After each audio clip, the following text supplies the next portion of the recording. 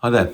My name's Colin Nottage, and I am doing a couple of brief guides, just very, very short guides on giving you some guidance, some advice on how to manage certain risks and certain hazards in the workplace.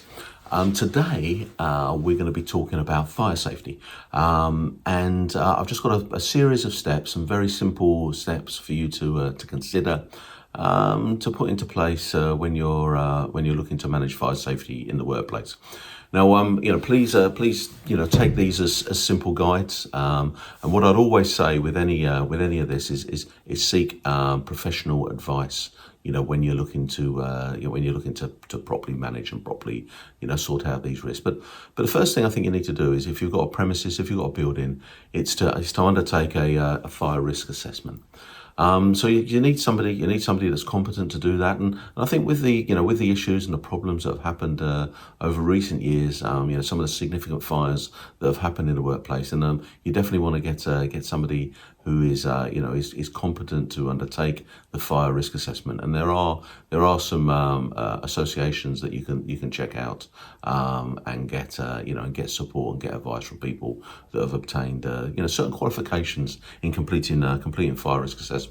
I think you can have a look at something yourself, but even if you're going to look at your workplace yourself, I think you still want to maybe pass the report past somebody who is competent to give you the right advice and support.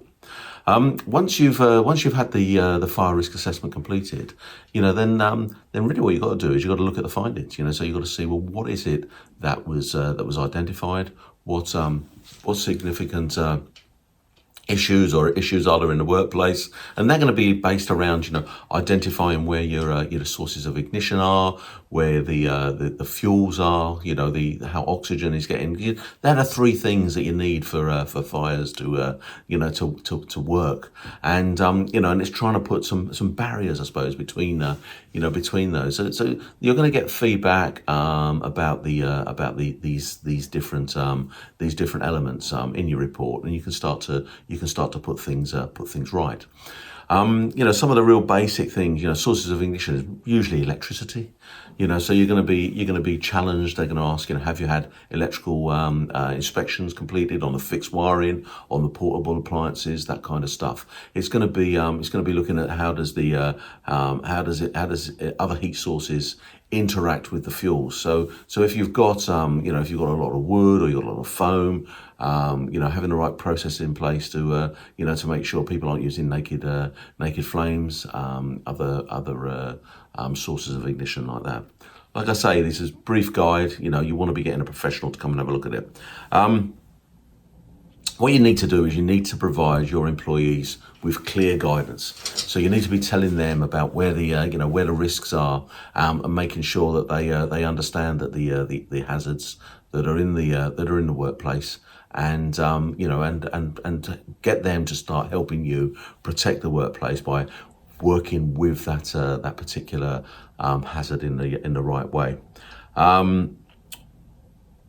You want to look at the different roles that people have in respect of fire safety. So you want to be, there wants to be a certain amount of fire safety awareness. So you're going to be training people up in understanding where the risks and where the hazards are, but also maybe in how to use fire extinguishers.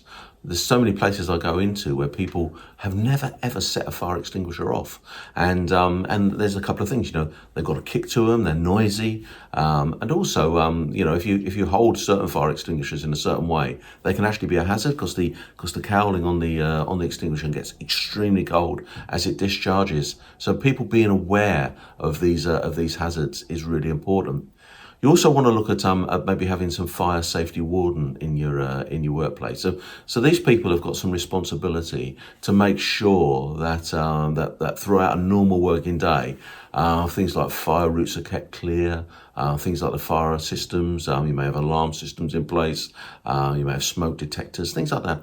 Making sure that these are functioning correctly and are operational. And and if you've got somebody within the business that's helping you manage that kind of process, then that's really important. And also, a fire warden, when things do go wrong, if a fire does start, having somebody there that knows that they how to walk through the site in the right way to check that people have got out is really important. You also need to have a good system or process in place for contacting the emergency services, making sure that they come to the right location. So just check in that the information that is available up on your site notice board is up to date, it's got the right address. Things like postcodes can be so important. So having that right information there, and also who you need to contact, in an emergency, because there's probably people up your management chain that need to know that something's happened and something's gone wrong. We we also want to say that you want to you have good just a good understanding of the fire risk in your workplace, and you put in the right controls there. It's a fact. I think something like 80% of businesses that have a significant fire don't trade again. So make sure that you have good process in place to to help you control the risk of fire in the workplace. Thanks a lot. Bye bye.